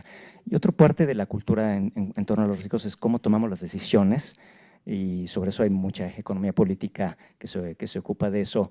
Cass Sunstein dice, bueno, cómo surgen las cascadas de disponibilidad de información.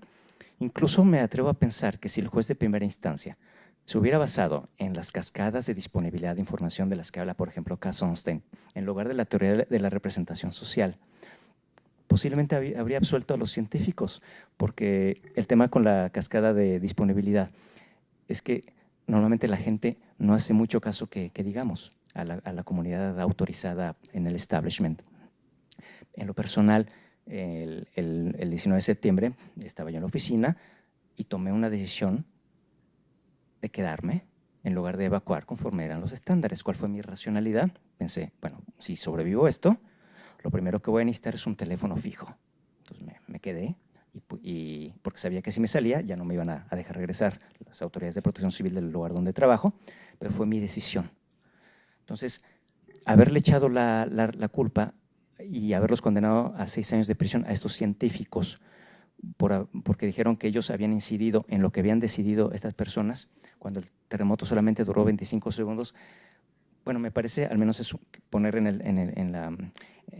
el debate el tema, y eso es también una cultura sísmica. Y por último, en torno a esta cultura de la prevención, es la búsqueda y lo he practicado con el señor ministro, ese afán de querer culpar a los demás, de buscar archivos expiatorios. ¿Se acuerdan? Zeus en la Odisea, lo primero que hace Zeus, las primeras palabritas que dice Zeus en la Odisea es, estas personas humanos con ese afán de querer echar la culpa a los dioses de todo, ya no se atrevan. Entonces, ese es el afán de buscar archivos expiatorios, y es amplísima la historia de la humanidad. Hago un paréntesis por si la maestra quiere dar más respuesta a otras preguntas, y yo después contestaré a lo del radón, así como a la normatividad penal y en torno al acceso a la información que preguntaba el señor doctor. Es verdad que los medios de comunicación, o sea, pueden muchas veces potenciar el desastre, ¿no? Por ahí guardé una noticia donde el anterior jefe de Protección Civil de la Ciudad de México mencionaba que los científicos dicen que por arriba de 2 metros de altura es inundación y por abajo de 2 metros es encharcamiento. Entonces, con esta idea, o sea, pues nunca nos inundamos, ¿no? Porque para que el agua alcance una altura de 2 metros, pues ya es demasiado, ¿no? Entonces, este tipo de desinformación pues nos puede afectar muchísimo, porque si nos vamos a los estudios, vemos que con un nivel de 10 centímetros de altura del agua ya se pueden afectar muchos electrodomésticos. Y gente que tiene su refrigerador o otros aparatos a esa altura, pues ya se fastidió, ¿sí? Entonces, sí debemos tener mucho cuidado con todo lo que se dice al respecto, y también crear una cultura de este conocimiento que nosotros recuperamos día a día, de estas enseñanzas que nos dejan los desastres.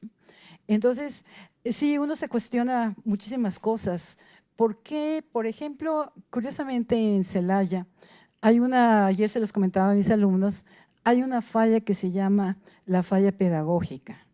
Entonces, ¿verdad? Así está escrito en los estudios, porque ahí resulta que hay una serie de escuelas y universidades a lo largo de esa falla.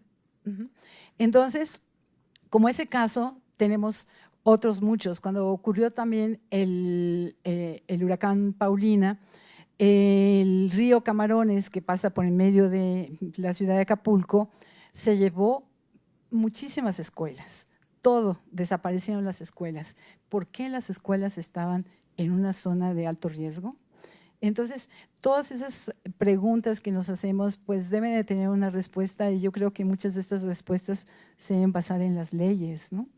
Y simplemente estamos trabajando en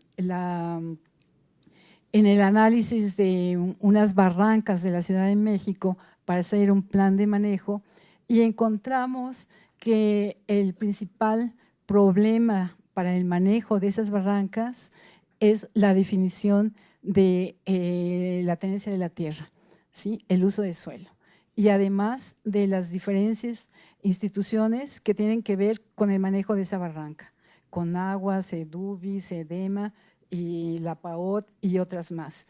Entonces, entre estas mismas instituciones no se ponen de acuerdo en el manejo de estas barrancas, y eso está creando un riesgo de desastre. Gracias, adelante. Gracias. La persona que nos preguntaba sobre el radón y que si había una bitácora de los niveles de concentración de radón antes, durante y después del terremoto del Áquila, sí, los hay. Yo no lo sé, pero toda esa bitácora desde que comenzó la medición la hace con amorosa precisión este científico Giuliani. Él sacó un libro, su libro se llama La mia verità, y en su verdad ahí habla en las páginas anexas acerca de esas mediciones meticulosas que tenía del radón.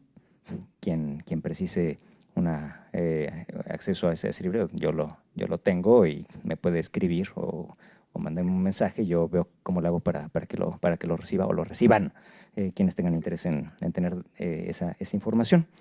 En torno a la normatividad, es amplísima. La maestra ya en una de sus láminas expuso toda la normatividad que podrá vincularse con los sismos. Desde luego, el Código Penal, en el artículo 281, fracción quinta, el delito equiparable a fraude cuando se trata de asuntos relacionados con materiales distintos que se emplean en las construcciones. Y se creó una figura delictiva hace pocos años en torno a los directores responsables de obra. Eso está en el artículo 329 bis del Código Penal de la Ciudad de México, todavía llamado Código Penal del Distrito Federal, y échenle un vistazo si quieren al Código Penal Federal, a los artículos 8 y 9, donde habla de cuáles son los delitos culposos y cuáles son cuándo hay dolo y cuándo hay culpa. Y en este vastísimo corpus que hay, échenle un vistazo a la Ley del Sistema de Protección Civil, a la Ley del Régimen de Propiedad en Condominio, donde obliga a los condóminos a tener un contrato de seguro, un contrato de seguro en contra de terremoto. Es una obligación que establece la Ley de Propiedad en Condominio. Vean las normas técnicas complementarias, vean el reglamento de construcciones, y en torno al derecho de los ciudadanos a acceder a esta información. Por supuesto, el derecho humano de acceso a la información es irreductible, debe ser progresivo, y a mí me preocupó mucho y accedí casualmente al programa delegacional de la delegación y la colonia donde vivo, y darme cuenta que vivo encima de una falla geológica que pasa por abajo de las colonias Roma, Hipódromo, Condesa, etcétera. Y fue difícil tener acceso a esa información, y no queda muy claro cuántos pisos pueden construirse, cuál es la normatividad que podría derivar de ese atlas de riesgo sísmico, cuántos pisos puedo construir. Estaban construyendo hace 3 o 4 semanas un edificio en la avenida Nuevo León que ya llevaban en el piso 14. y el máximo autorizado para esa zona es de 8. En esa zona es de 8.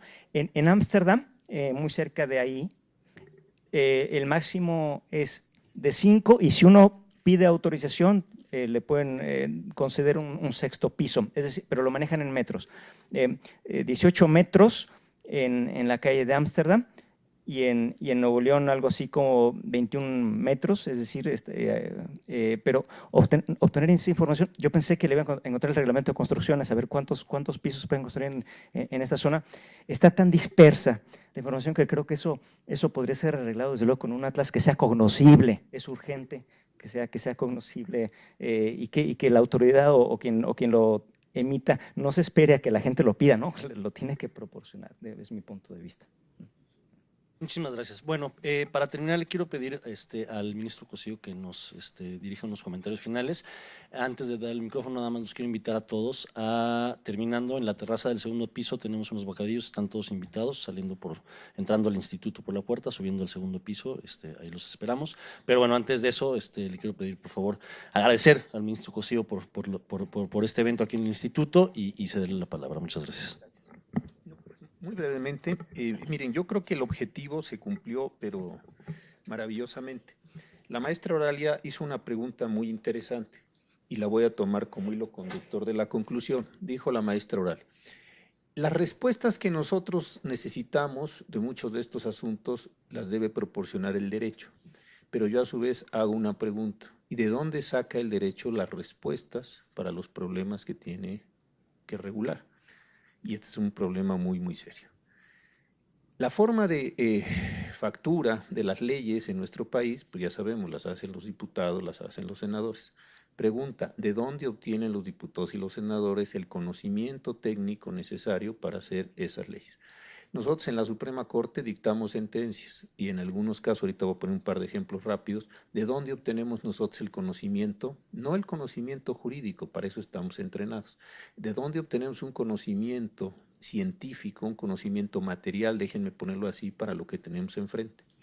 Hace varios años en la Suprema Corte se presentó un caso curioso e importante y delicado. Se estaba dando de baja a miembros de las Fuerzas Armadas porque tenían un síndrome, así se lo denominaba por la ley de los 70. Lo que en el fondo había, que no se sabía si esto era VIH o era SIDA. ¿Por qué? Porque en los años 70, cuando se hizo la Ley de Seguridad Social de las Fuerzas Armadas, no había una expertise para diferenciar una cosa de otra. Entonces, a todo el que caiga en esta condición se le da de baja. Lo que hicimos en la Corte fue pedirle a la Academia Mexicana de Ciencias que nos hicieran unos dictámenes, la verdad, bien buenos, sobre cuál era la diferencia entre tener VIH y tener SIDA. Y nos dijeron, pues es una diferencia radical. Una es una condición sí inhabilitante, la otra no es inhabilitante. Consecuentemente, con esos dictámenes, lo que hicimos fue decirle a la Secretaría de la Defensa que no podía dar de baja a un montón de jóvenes, sobre todo jóvenes soldados, que estaban siendo dados de baja. Como consecuencia de eso, ellos se quedaron en las Fuerzas Armadas y recibieron todas sus pensiones. En los temas que son más interesantes para aquí, para el Instituto de Geografía, tuvimos también un problema con Tulum, porque Tulum es zona arqueológica y es zona protegida. Entonces no se quedaba muy claro si ahí había o no había personas viviendo. Decía uno, sí viven personas, y como viven personas requieren una regulación municipal porque hay que saber qué se hace con la basura, con los líquidos, con los desechos. Yo decía, no es cierto, no hay nada de eso. El doctor Sarucán, que estaba ya en Conavio, nos regaló unas fotografías satelitales porque ellos ya saben que vigilan incendios en el país, y con esas fotografías nos dimos cuenta que no había ni una sola persona viviendo en esa zona. Entonces, que era un cuento que estaba vendiendo el municipio para poder primero legislar y después de legislar poder generar ahí asentamientos humanos. Entonces la Corte revocó todas estas disposiciones, fue muy importante. Ya hace poco tuvimos un caso en donde la legislación usaba varios términos, por ejemplo, especies en veda, especies en peligro de extinción, se acordarán, especies protegidas. Y lo interesante de esto es que no son los mismos términos, son cosas distintas para animales o para plantas que están en condiciones diferenciadas. Entonces, ¿cómo nosotros nos acercamos a eso? Pues preguntando, ¿cuál es el concepto científico, técnico, etcétera, de veda? ¿Cuál es el de especie protegida? ¿Cuál es el de especie en peligro de extinción? ¿Cuál? Lo que sea. Y con eso entonces dijimos, sí legisló bien el legislador sí estableció bien en el Código Penal, porque no aventó como 7 sinónimos ahí pegados, sino que dijo cosas distintas para sancionar a las personas que hicieran cosas distintas. Entonces, lo que quiero decir con esto es que es muy interesante para nosotros, al menos ese es el punto de vista que yo tengo, que nosotros estamos entrenados para hacer derecho, pero nosotros no estamos entrenados para entender la totalidad de los fenómenos que se nos presentan. Somos en eso personas, pues por tener estudios universitarios, etcétera, a lo mejor de un conocimiento medio o un poco arriba del promedio, pero no mucho más que eso. Cuando llegan esos casos a los jueces, a los legisladores, a quienes hacen las normas oficiales, etcétera, etcétera, etcétera, necesitamos que ustedes, comunidades como esta, nos digan: esto es esto no es esto, estas son implicaciones, estas son las magnitudes, y sobre ese conocimiento duro nosotros legislemos, o nosotros con ese conocimiento dictemos sentencias. Porque si no, lo digo en estos términos, me parece que acabamos haciéndole al aprendiz de brujo, en el sentido de que decimos: a mí me late, a mí me suena, vi Discovery Channel, me metí a Wikipedia, me leí un breviario del fondo, y yo esto ya he hecho aquí un cambio, no, y empiezan a ser cosas muy pintorescas. Entonces, creo que este es el sentido interesante de estas charlas: cómo obtenemos nosotros conocimiento de ustedes, y cómo ustedes, cuando quieren hacer cosas regulatorias, etcétera, tienen que acudir con nosotros. ¿Por qué? Porque ustedes no saben hacer normas, no saben cómo entran, no saben cuáles son sus secuencias, lo está ahorita. Me generó la curiosidad de venir a buscar al instituto. Es increíble la cantidad de cosas que están ahí, que son regulables o que tienen que ser informadoras del derecho. Es decir, hay una relación. Muchas veces hablamos de interdisciplinaridades, multidisciplinariedades, sí, pero este es un caso real, no, este no es un caso ficticio. Si nosotros no tenemos conocimientos duros, estamos perdidos. Y si ustedes no saben dónde poner normativamente, bueno, pues hacen teorías, hacen buenos escritos, etcétera, pues no tienen ninguna implicación jurídica porque no saben esta otra forma. Entonces creo que es bien interesante, y ojalá de verdad que no sea el último, que podamos tener otros encuentros. Hay personas muy, muy distinguidas en el Colegio Nacional que saben muchas cosas, que se puedan empezar a hacer este tipo de cosas, y me parece que entonces sí generamos herramientas normativas, herramientas de conocimiento que tienen implicaciones sociales. De verdad, muchas gracias por la invitación. Me voy muy, muy agradecido con el señor director, con el maestro que organizó, con Alejandro, con la maestra Oralia, con todos ustedes por esta, pues muy, muy buena tarde. Muchas gracias.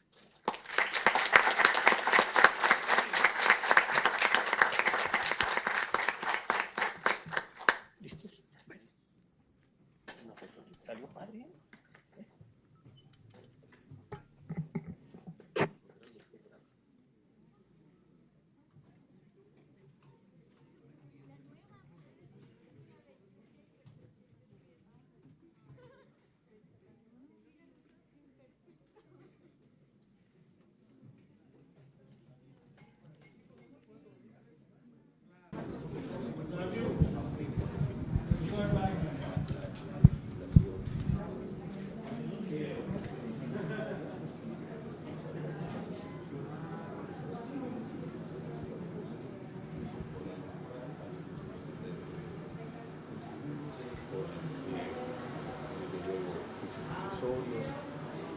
Pero insisto, más allá de la tragedia y contra la pena que todo nos ha causado, no me parece que el principio haya juicios muy particulares, muy especiales respecto a estas.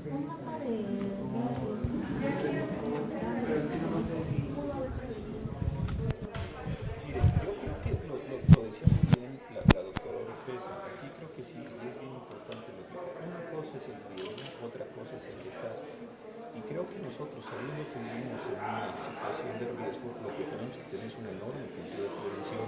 Y parte muy importante de esta cultura se realiza con base en reglamentos de construcción, cuánto se permite construir, de qué calidad son los materiales, el concreto es de la calidad, tiene los componentes adecuados, la varilla es de también las especificaciones se están cumpliendo.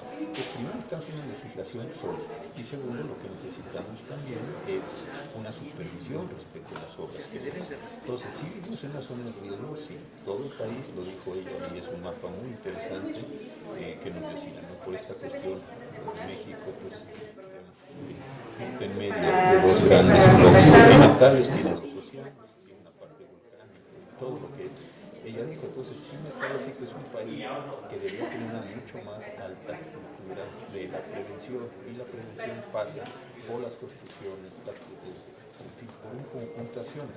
Siempre que hay estos desafortunadísimos desastres, de inmediato todos pensamos en esto.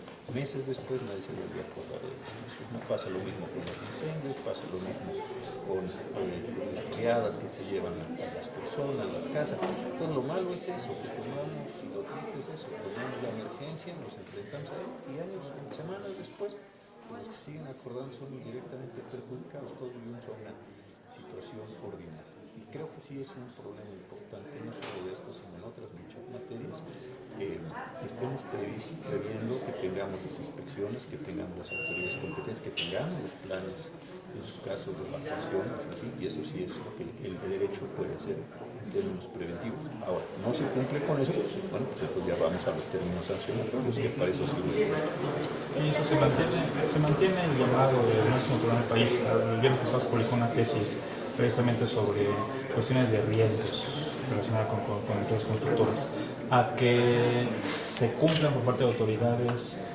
por parte de inmobiliarias. Sí, la Suprema Corte no puede más que estar muy atento al cumplimiento del derecho, es su función esencial. ¿Qué hace la Corte? Pues cuando las personas entran en conflicto por la razón que sea, pues entonces hace sus actividades de intervención a través de estos juicios. Entonces, sí, desde luego para la Corte es importantísimo la construcción de eso que se dice tanto y se cumple tan poco, que es el Estado de Derecho. En eso, desde luego, sí estamos. Pero creo que hay muchas cosas que no pasan solo por la Corte, sino pasan por autoridades legislativas y administrativas que tienen que vigilar, supervisar, etc. Pensemos que hay un reglamento y dice el reglamento se tendrá que tener una obra con tales y cuales calidades. ¿Cómo hace usted para que esa calidad de la obra se garantice? Pues tiene que tener un inspector para que este inspector vaya, mida, pese, haga lo que tenga que hacer y esté en posibilidad. Y ahí donde no se ve la posibilidad, se suspende la obra o se demuele el edificio, en fin, se toman las sanciones y se prevé. Entonces sí hay un conjunto de acciones. Nosotros intervenimos al final de la cadena cuando se genera un litigio. ¿Qué clase de políticas públicas se deben implementar de cara a la reconstrucción de la Ciudad de México y de las entidades que resultaron afectadas el 19 de septiembre? Bueno, pues lo primero yo creo que se hizo bien por la sociedad, se hizo bien por el gobierno, pues ayudar a las personas, generar los albergues, generar el rescate de las personas que afortunadamente pudieron ser vividas, el rescate de los cadáveres, todo esto se hizo. Ahora yo creo que sí hay que pensar en algunos planes integrales. No tengo yo la dimensión exacta de una geografía de cuántas zonas, de qué magnitud son. Si es un edificio, pues ese edificio se tendrá que reconstruir, se verán las responsabilidades, etc. Si son zonas más amplias, pues también a lo mejor es el momento de pensar en generar más áreas verdes, en generar estas zonas de esparcimiento de una sociedad que nos está también asfixiando a todos. Desafortunadamente se cayeron un número importante de construcciones. También parece importante no pensar en simplemente levantar vivienda, no ayudar a las personas a que recuperen vivienda, pero también generar una situación como de mayor amabilidad en una ciudad que de por sí es una ciudad muy dura de vivir para muchas personas, ¿no? Sí, doctor, se habla de que se respete el derecho de confidencialidad con algunas empresas inmobiliarias. En este caso, ¿qué priva? ¿El derecho a la información o el derecho a la confidencialidad de algunas compañías inmobiliarias? Mire, no conozco el caso exacto y lo que usted me parece es muy interesante, es un asunto que probablemente podría llegar a ser un litigio en la Suprema Corte. Vamos a pensar que una empresa dice que no, unas personas demandan para que sí. Y ese es un asunto sobre el que probablemente me tendría yo que pronunciar. Y tengo una prohibición para hacer juicios así, y diciendo, muy interesante su pregunta. En año y medio que ya sea otra vez profesor, por todo gusto nos juntamos y le doy la respuesta completa, pero aquí sí comprometo una parte del ejercicio del cargo. No voy a pensar. Sí. Venga, gracias. Total, yo no pago.